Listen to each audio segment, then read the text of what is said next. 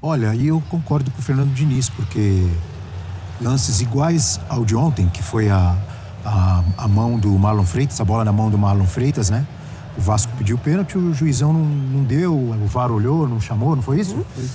A gente cansa de ver lances iguais, ou muito parecidos, semelhantes, em que o pênalti é marcado. Não há critério em relação a esse tipo de lance de pênalti. E aí eu concordo com o Fernando Diniz, eles marcam quando eles querem, porque cansei de ver lance igual e que a arbitragem marca pênalti. Enfim, quero ouvir vocês, começando com o Johnny, sobre isso e sobre o jogo, Johnny. Bel, eu acho que você disse tudo, cara. É a falta de critério que a gente possui, principalmente em lances quando se envolve mão na bola, bola na mão. Já discutimos isso no primeiro confronto aqui do nosso 360, que foi Furacão e Corinthians. A mesma coisa ocorre no Vasco e Botafogo. E o Eugênio já deu a aula antes da gente ir pro intervalo. Quando se trata do defensor, você tem a análise, né? Você pode ter o critério do árbitro, né?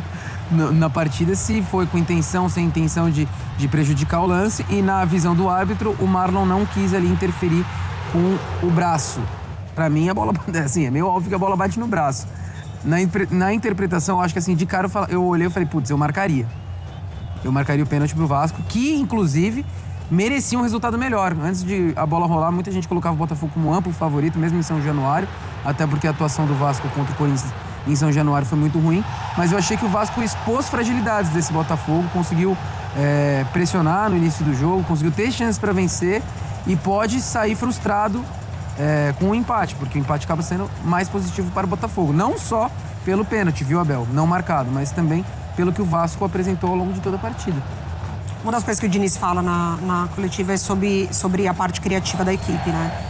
Ele avalia que desde que ele está lá, o Vasco passou a criar mais oportunidades, que o ponto fora da curva foram, de fato, os 2 últimos jogos, Juventude e Corinthians, mas ali ele acredita que o time como um todo estava mal, né? Ali, nas 2 últimas partidas, nada funcionou e a parte criativa faz parte de todo esse contexto.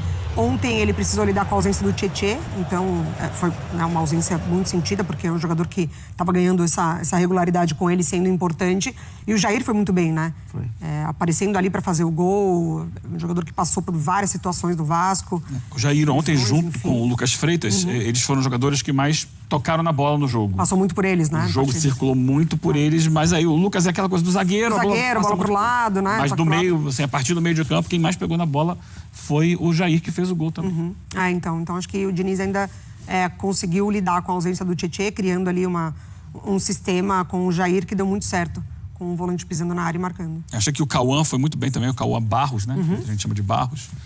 O volante que... O Diniz agora, ele começa a ganhar algumas opções no elenco do Vasco que ele não tinha. Então o Barros é uma das opções, porque é um jogador que era do Vasco, revelado pelo Vasco, estava emprestado ao América Mineiro, o Vasco pediu de volta. Fundamental, porque é um jogador jovem, com muita pegada, com capacidade de marcação. Não é um primor do passe, mas a bola sai redonda do pé dele. Então, na ausência do Tietê, o certo era isso. Aliás, já desde o jogo com o Corinthians, o certo era ter entrado o Barros quando saiu o Tietê. Ontem a gente começa com o Barros já ao lado do Jair, dando sustentação para o Jair ser o jogador que sai um pouco mais, que aparece, tanto que aparece para fazer o gol, né? E ele ganhou também o Andrés Gomes, que é uma opção interessante. É um jogador que já participou de um dos gols, né, na derrota contra o Corinthians, mas participou de um gol que parece que vai dar muito mais caldo do que o Lloyd Augusto estava dando, sendo jogador de lado de campo. Então ele começa a ter outros nomes. Em breve vai ter aí à disposição para a zaga, né? Porque ontem o Vasco tinha um problema muito grande. O Botafogo começa com 2 centroavantes para forçar a bola aérea. O Botafogo ontem, em termos de estatura, se você pega os 2 zagueiros, o Pantaleão e o Barbosa, que são muito altos, e os 2 centroavantes, né, o Cris Ramos e o Arthur Cabral, bola aérea é muito forte. E o Botafogo faz um gol de cabeça, né? E o Vasco só tinha um zagueiro em campo, que era o Lucas Freitas, que não é o zagueiro dos mais altos, inclusive. O outro é o Hugo Moura. Que virou zagueiro agora, né? Pelo jeito virou zagueiro. Já não é o primeiro jogo, já deve ser o terceiro ou quarto. Mas de origem... Seguido, como zagueiro, não é? De origem ele não é o zagueiro, mas ele tá jogando por quê? Porque o Vasco não tem. Freitas, quer dizer. O Vasco não tem. Tem o Lucas Oliveira que foi no banco, mas esse jogador praticamente descartado. Então o Luiz Gustavo foi vendido pro Bahia. O João Vitor foi embora também. E o Vasco precisa repor. Chega Robert Renan. O Robert Renan já tá aí, mas não dá para chegar e colocar de imediato, né? Então, por que não? E o Vasco tá buscando... Às vezes dá, sim. É difícil, a zaga ali é complicado. E tá vindo o Cuesta também, né? O colombiano que estava no Galatasaray. Aí, a partir dali, ele poderia fazer, tendo mais opções, sendo treinado com essas opções, sentindo os jogadores. O que talvez fosse o ideal ontem. Não sei se ele faria se tivesse 3 zagueiros. Para lidar com 2 homens espetados na área, você tem que ter uma sobra. E ele não tinha. O Botafogo não tá passando pelos lados, né?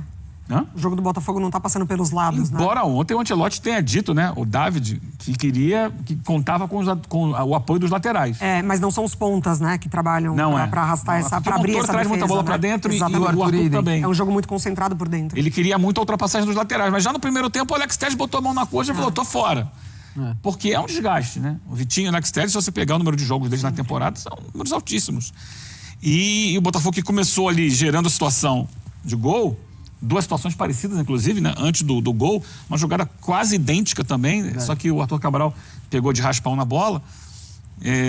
Com o tempo, o Vasco conseguiu, apesar de tudo, controlar o jogo a partir do que é a ideia do Diniz, de ter mais a bola, no primeiro tempo. Tá? No primeiro tempo, o Vasco chega a 65% de posse de bola. E é em cima desse volume de jogo que ele consegue construir em cima do Botafogo que o Vasco vai buscar um empate. No segundo tempo é um jogo diferente, porque aí o Ancelotti pede ao Botafogo, não, quero ter o jogo, quero ter o controle do jogo. E tem, no segundo tempo o Botafogo tem mais posse de bola, só que ele começa a perder bolas ali na altura do meio de campo, que possibilitam ao Vasco saídas em transição rápidas, e o Vasco termina o jogo com mais finalizações que o Botafogo. E aí, quando ele tira o Cris... o Cris acaba saindo ali, de uma pancada que ele leva. Uma pancada, mas daí ele tenta trocar um pouco, colocando o Savarino. Coloca o Savarino, que é o meia. Isso. Mas depois, mais adiante, ele coloca um terceiro volante. Exatamente. E isso deixou a torcida do Botafogo chateada. Que ela queria uma vitória. Quando ele coloca mais um volante, dá uma segurada no time ali, para no final não sofrer o que seria derrota. O torcedor do Botafogo, vamos lembrar lá, por que saiu o técnico anterior, o Renato Paiva? Porque esse não é o Botafogo Way. Contra a LDU já não foi, né? Se trancar ali atrás. Nossa. Então tem essa questão, assim, do Botafogo. É muito bom, né, cara? O Botafogo tem muito mais opções que o Vasco para montar o time, para mexer no time. A variedade, a fartura de jogadores que o Ancelotti tem, embora eu tenha dito agora há pouco que o Diniz ganhou opções, ainda são poucas perto das que tem o Ancelotti. E ele praticamente não usou, demorou para mexer no time. Tirou naquela hora lá o Cris Ramos porque não tinha como ficar. E depois, quando ele mexe, ele não faz as substituições que a torcida gostaria. E nem que deem ao Botafogo força para ganhar o jogo. Mesmo o Vasco tendo dificuldades ali de buscar opções para sua defesa. Tem uma hora que o Freitas se machuca, que parece, e aí? Se o Freitas sair, como é que fica? Mas acabou voltando, terminou o jogo. Essa ausência dos laterais, ficar tudo na conta do Telles, porque o Cuiabano ainda está machucado. Gosto muito do jogo do Cuiabano. Mas ele coloca o Marçal. É uma opção. Não, é uma opção, mas o Cuiabano até na fase ofensiva, ele, né, quando esteve bem nessa temporada, ajudou muito numa dobra ali pelo lado esquerdo. O David, ele tenta explicar ali na coletiva, né, a utilização dos 2 atacantes, centroavantes ali, porque ele queria essa bola longa, esticada, para você ter mais opções para brigar, né, entre os zagueiros do Vasco, justamente por conhecimento de que a linha defensiva do Vasco é uma linha defensiva, além de passar por essas peças que não são, né, necessariamente zagueiros, que deixam a desejar. Mas é estranho ver o Savarino no banco, né? Acho que os treinadores passaram pelo Botafogo, nessa temporada, tentando resgatar o que o Savarino teve na temporada passada, mas ele perdeu pelo menos 3 das suas referências, né? Almada, o Luiz Henrique, depois o Igor Jesus. Então, assim, só ficou ele. E tá sendo uma grande batalha reencontrar o futebol do Savarino da temporada passada. Já foi de falso 9, já foi de segundo atacante, já foi mais pelo lado, por dentro. É estranho ver ele no banco de reservas. Entrou bem ontem, né, Mari? Entrou bem ontem, fez um zum, afinal o Botafogo no primeiro tempo estava meio encurralado pelo Vasco. O Savarino entra bem. A minha questão, Abel, o Eugênio já trouxe um pouco do David Ancelotti ter colocado mais um volante, a torcida ter ficado impaciente. Eu ainda não entendi no sistema do Ancelotti quem é o primeiro volante, quem é o segundo volante. Eu acho que ele ainda não se entendeu ali, Marlon Freitas ou Danilo, quem sai mais, quem fica mais, porque você vê o Corinthians e Vasco, que foi em São Januário, o Corinthians conseguiu povoar o meio-campo e por isso conseguiu neutralizar as ações do Vasco. Ontem, por ter colocado 2 atacantes lá na frente, com Cris Ramos e Arthur Cabral, o David precisava ter povoado mais o meio-campo. Aí ele tem Danilo e Marlon Freitas, certo? Sem um meia de criação, sem Savarino, sem um meia ali. Você São tem o dois Montoro e o jogadores Arthur ali que na saem ponta. muito, né? Saem muito. Tanto o Marlon Freitas Era quanto diferente o com o Danilo. Gregor e Marlon, né? Mas ao mesmo tempo, exatamente, diferente. Era exatamente bem isso. diferente. Porque, tudo bem, os dois saem muito, mas aí se os dois saírem, o time fica desguarnecido. Então quem é que tem que sair, quem tem que se conter um pouco mais, eu acho que essa é a dosagem que tá faltando no Botafogo para conseguir ganhar mais o meio-campo. Ontem o Danilo encontra um passe espetacular ali, daqueles que ele dava no Palmeiras, né? Quebrando as linhas ali, buscando os atacantes. Eu acho que, teoricamente, o Danilo é o primeiro, o Marlon é o segundo.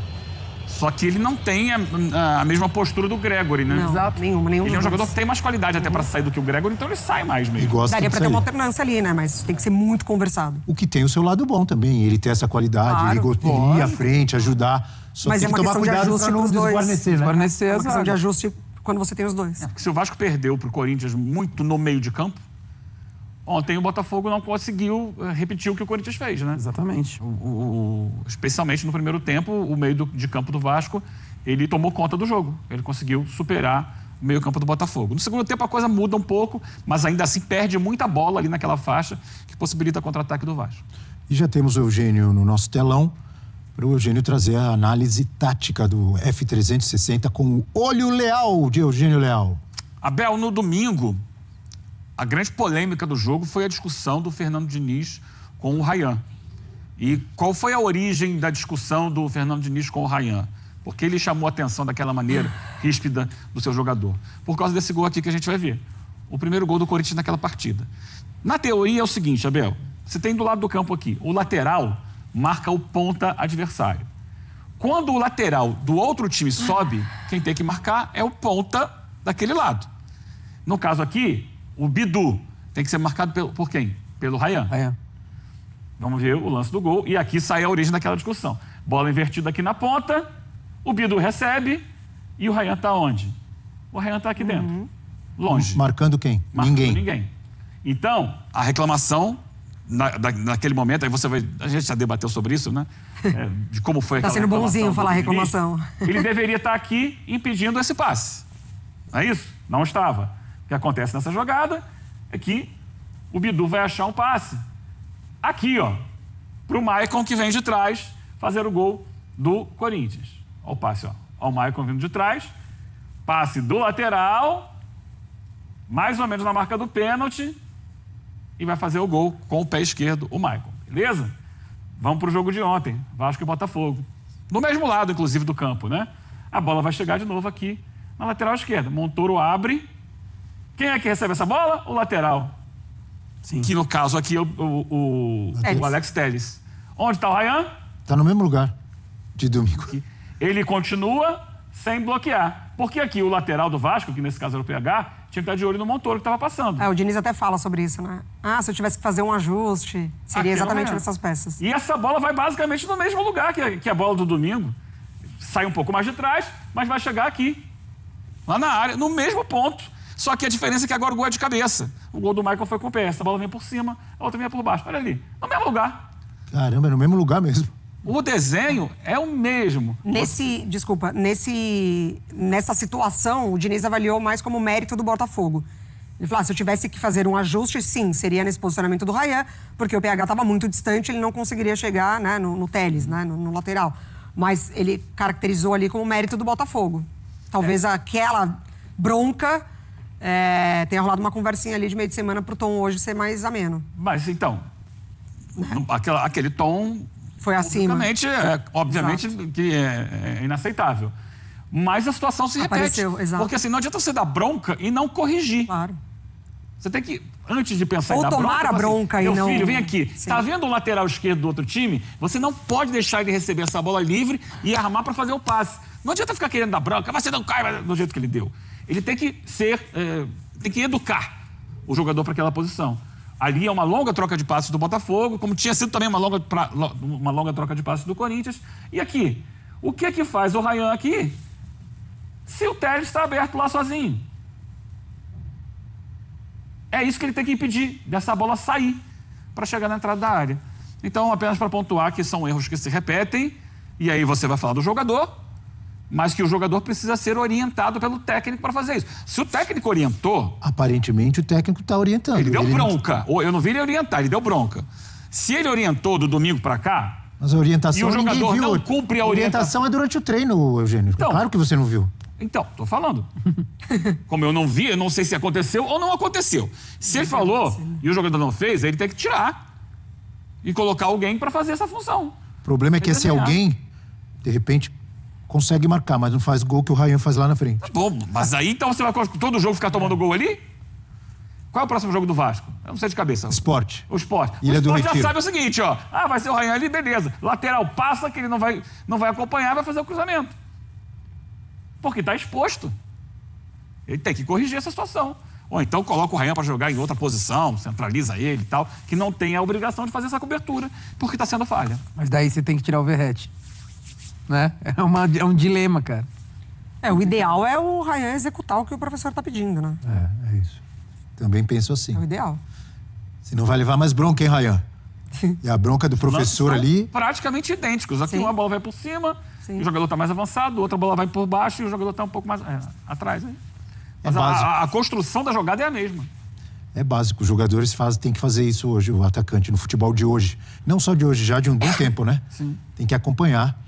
Me parece ali que não é nenhuma vontade, não, do Ryan.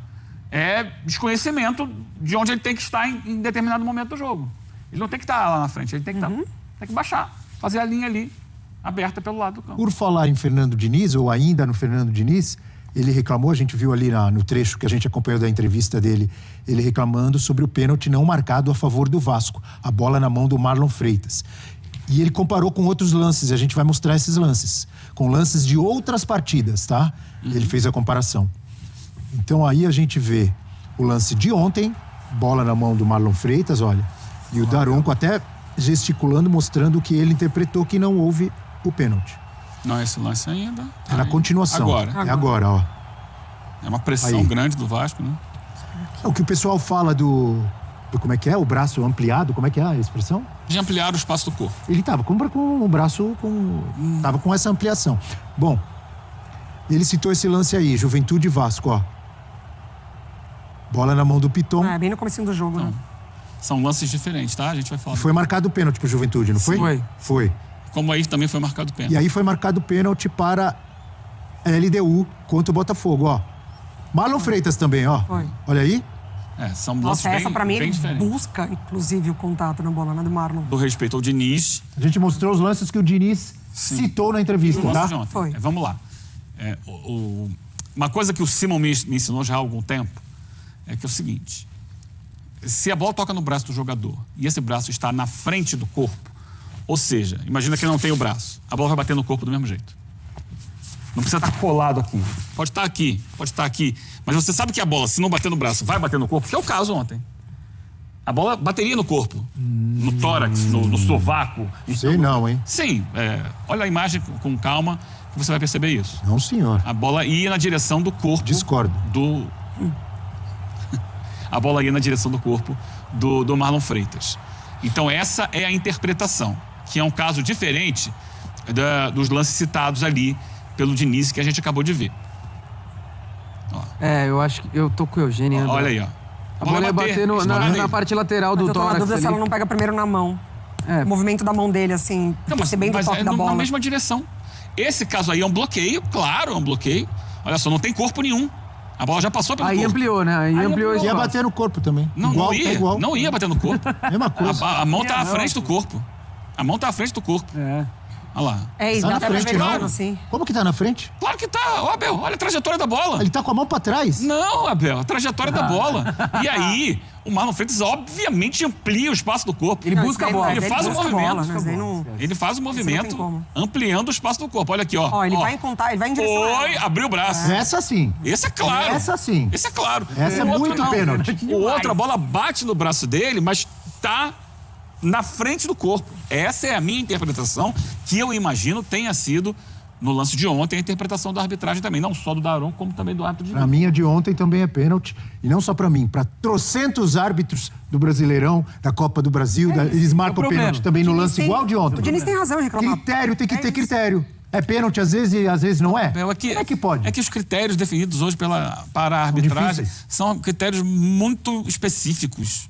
E repito, os exemplos citados pelo Diniz não são comparáveis ao lance de ontem. Por isso, porque a bola ia na direção do corpo do Marlon Freitas, independente de bater no braço dele. Essa é a questão. A gente reclama de critério, tem vários casos que realmente os critérios são muito... E é coisa da interpretação pessoal mesmo, muitas vezes. Muitas vezes e a gente tem que ter espaço para interpretação pessoal.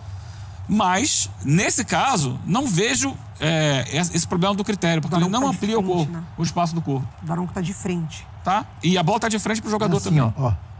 Ele tá assim, ó. Vai ter um replay agora. Pode mostrar. Liga só. Eu fico com a impressão de que o braço até sobe após o contato da bola no corpo. Né? Não tem como ele tirar o braço. Imagina ele fazer uma movimentação ali com o braço colado para trás. Ia ficar mais difícil, cara. Ó. Então, agora. Mas aí vários pênaltis que são marcados não deveriam ser marcados. Tá vendo? A bola vai de encontro ao lado direito do corpo dele. Olha explodindo no peito dele. E daí, com o contato da bola ali no peito / braço, o braço se levanta mais, né? Na minha opinião, ontem o Daronco acertou e o Wilton acertou também na Liga Arena. Difícil a gente falar que a arbitragem acertou em tudo, mas ontem eu acho que passou.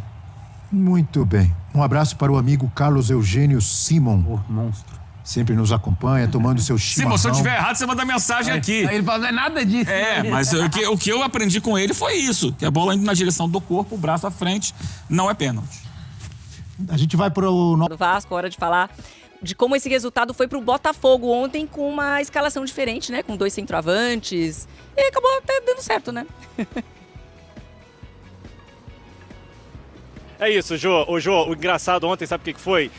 O David Ancelotti foi apresentado oficialmente ao Caldeirão de São Januário, né? Ele disse que aqui era um território hostil, né? Um vestiário hostil. Ele não conhecia, está devidamente apresentado a São Januário. Bom, se pro Vasco foi uma impressão positiva de que o time competiu bem, a do Botafogo foi de que o time precisa de ajustes para o segundo jogo, o jogo do dia 11, lá no Newton Santos. O Botafogo entrou realmente com uma escalação diferente, a começar pela zaga ali, o Caio Pantaleão voltou de lesão para formar a dupla de zaga com Barbosa, foi muito bem, mas a grande novidade foram os 2 centroavantes, né? O David Ancelotti explicou que ele gostou da meia hora final na vitória sobre o Juventude no Alfredo Jaconi no domingo, e aí ele decidiu repetir a dose com o Arthur Cabral e com o Cris Ramos. Deu certo no início, porque o Botafogo marcou cedo, né? O cruzamento do Alex Telles, cabeçada do Arthur Cabral, mas taticamente não funcionou tanto como o David Ancelotti esperava, né? O Botafogo não conseguiu fazer a marcação alta, a pressão alta como ele gostaria, e isso favoreceu o domínio do Vasco no primeiro tempo, ali no meio-campo. O Cris Ramos visivelmente não conseguiu fazer a função tática como era esperada dele. Outra questão que incomodou o David Ancelotti foi a transição ofensiva, né? Que é uma característica desse time do Botafogo, faz parte da identidade desse time do Botafogo, jogar com uma transição ofensiva muito forte. E ali o Danilo e o Marlon Freitas não conseguiram dar sequência a essas transições, talvez pela falta de entrosamento, pela questão de posicionamento. Isso incomodou o David. Ele disse que é uma questão que precisa ser corrigida também para o próximo jogo. No segundo tempo, com a saída do Cris Ramos, né, depois daquele choque com o Léo Jardim, o choque que ele bateu de cabeça, foi depois para o hospital fazer exames, entrou o Savarino. E aí o Botafogo retomou um pouco o controle da posse de bola, entraram também o Alan e o Nilton para reforçar o meio-campo. O Botafogo equilibrou o setor e o jogo a partir dali ficou muito igual. Agora o Botafogo vai enfrentar o Bragantino no sábado, o Newton Santos é o 5º colocado. E não vai ter o Cris Ramos porque ele vai cumprir aquele protocolo de concussão, tem que ficar 5 dias fora, portanto são esperadas mudanças nesse time do Botafogo para enfrentar o Bragantino pelo Campeonato Brasileiro, Joana. Boa, Ju, para trazer as informações então do Botafogo também, depois desse empate em São Januário pela Copa do Brasil. A Rafa tá de volta para... Sim, o clássico carioca, 2 times interessadíssimos na Copa do Brasil. A gente sabe que o Botafogo vem de uma eliminação na Libertadores. Foi um jogo truncado, polêmico. O Daronco gosta de parada, muitas faltas, a gente já sabe o estilo e muita rivalidade. A gente vai falar das polêmicas na sequência, mas teve alguém que foi melhor, na sua opinião, nesse jogo? Renato, eu acredito que o Vasco poderia ter saído até com resultado favorável. Mas quando se trata de clássico, é isso, são detalhes, uma desatenção causa o gol adversário, depois a equipe acaba se fechando. E todos nós sabemos que a probabilidade de ser resolvido na segunda partida é muito maior do que na primeira. E foi isso exatamente que aconteceu. Mas o Vasco, pelo futebol jogado, em casa, poderia sim ter saído aí no mínimo com 2-1. Edu Dracena, como é que você vê esse confronto? O Botafogo, claro, é um time que é mais comentado, mais badalado, mas o Vasco da Gama precisava dar uma resposta para o torcedor. E o David, ele mudou até o esquema, né? Colocou 2 atacantes, né? O Arthur Cabral e o Chris Ramos lá. Mudou o esquema, o estilo de jogar da equipe do Botafogo. Fez o gol no início, isso deu uma tranquilidade maior, mas depois o Vasco retomou as ações do jogo. O Vasco, na minha opinião, foi superior à equipe do Botafogo, teve as melhores chances, bola na trave, o John fez grandes defesas. Então, o que a gente fica imaginando assim, Renato, que o Vasco está oscilando muito, né? Faz um jogo como fez contra o Santos de 6-0, depois perde 2 jogos, né? Juventude e Corinthians. Aí faz um belo jogo como fez ontem contra o Botafogo. Então, isso acaba também trazendo uma desconfiança. Mas ontem a gente viu também, até o torcedor, depois do jogo, aplaudiu a equipe, porque viu que lutou, batalhou bastante. E a gente sabe que a equipe do Diniz, quando essa equipe está confiante, sabe o que faz dentro do campo, é muito difícil de vencê-la. Ronaldão, teve um lance inusitado, né? O Daronco foi atropelado, abalroado pelo Jair e chamou a atenção. Até o pessoal tava brincando aqui, vamos procurar na regra alguma coisa. Não tá aí o lance. O certo era ver se o Daronco se dá bem com o VAR, né? Eu não sei quem tava no VAR lá, porque uma entrada dessa o VAR não chamou pra ver. Por trás aí, né? Porque tinha que ter chamado. Agora, falando do Diniz aqui, eu quero falar... Mas ele levantou rápido, não fez mimimi, não ficou reclamando, hein? Ele não quis imitar o Davidson no chão, né? Não fez aquela cena também. Agora, o do Diniz, queria falar um negócio do Diniz. Por que eu gosto do Diniz? Particularmente, por que eu gosto do Diniz? Porque ele é esse cara que vive intensamente o futebol. Um dos treinadores que vive intensamente o futebol. Por quê? Porque ele tem o esquema tático dele, ele briga pelos seus companheiros, ele briga com os seus jogadores, ele briga com ele mesmo, ele briga com a tática, ele quer o time dele envolvendo a equipe adversária, mas é um cara que vive intensamente o futebol sem medo. Esse é o Diniz. E ontem ele entrou sem medo para cima do Botafogo. Botafogo, com certeza, favorito pela história que tem e pela história que estava também o Vasco com momentos difíceis. Goleou o Santos, mas estava num momento difícil. Ele, sem medo, foi para cima. Mostrou para os jogadores dele, ó, joga a responsabilidade para mim de novo e vocês vão lá e façam um bom futebol. E foi o que aconteceu ontem. Merecia, sim, o Vasco uma vitória em cima do Botafogo ontem. Agora, o Vasco reclama de um pênalti que não foi marcado pelo Daronco. Aliás, ele estava bem perto do lance e em campo ele não deu a penalidade e o VAR... também não chamou, não se manifestou. É esse lance com o Marlon Freitas dentro da área. A gente vai mostrar a imagem daqui a pouco mais próxima. Aliás, foram várias imagens ao longo da transmissão que estavam disponíveis. Numa dava para ter dúvida, mas tem mais 2 imagens que, na minha opinião, gente, eu marcaria essa penalidade. Renata, é algo que a gente sempre vem cobrando aqui, né? A padronização dos árbitros ali. Reuniu, porque eu já frequentei hotéis aí que a equipe toda de arbitragem estava reunido fazendo aquela recaustagem, todo aquele trabalho, se envolvendo na questão das regras. Então, o que a gente cobra é o quê? Padronizar. Se dá um pênalti desse, que dê todos. Então, a gente vê árbitros dando... O Vasco já sofreu com isso. Marcaram o pênalti contra o Vasco dessa mesma maneira e agora, quando é a favor, não marca. Então, quando você padroniza, se todos os árbitros apitarem, né, lances assim, vai acabar essas polêmicas. Porque, na minha opinião, também foi pênalti. Pega na axila dele. E aí, Edu? Não, eu marcaria esse pênalti realmente, Renata, porque, como você falou, tá muito... Bate, ele ergue o braço um pouco, né? Então não tá tão colado no corpo. Então isso acaba também levando vantagem, porque se a bola passa ali, com certeza seria gol. Então eu marcaria, e ele tá do lado, olha só, de frente, realmente. Visão privilegiada. No lance, e de repente, na dúvida tinha o VAR. Então o VAR também deveria ter chamado ele, até mesmo para ele estar olhando no televisor ali. Então eu marcaria esse pênalti pro Vasco. A questão é que o Daronco é um árbitro experiente, rodado, e ele foi muito convicto estando próximo ao lance. E aí, às vezes, eu penso que o VAR também fica inibido com essa atitude. Inibido não, Rei. Você falou tudo, que é o Daronco, ele acha que ele é o dono do mundo, que ele tem que apitar só o que ele quer. Muitas vezes ele tira até a regra ele tira a regra do bolso e joga fora a regra. E faz o que ele quer dentro de campo. Foi isso que ele fez aí, porque é pênalti. Não tem como não falar que não foi pênalti aí. Porque ela pode pegar no braço, mas ele amplia. E ela acaba pegando aqui, na mão. Mais um goleiro, o Botafogo. Então, o problema do Daronco é que você falou. Ele rasga a regra, bate no peito e fala, é comigo. É comigo. E vai e faz essas besteiras aí. Arrebentou o Vasco. O Vasco tem que estar com uma representação para melhorar a arbitragem. Eu vou falar só isso. Calma, não vai embora ainda. Aqui em cima tem um vídeo especialmente escolhido para você. E aqui embaixo tem o último vídeo que a gente postou. Corre lá e assiste, é maneiro. E aqui você vai se inscrever no canal. Clica aqui, se inscreve no canal, dá essa moral pra gente. Tamo junto.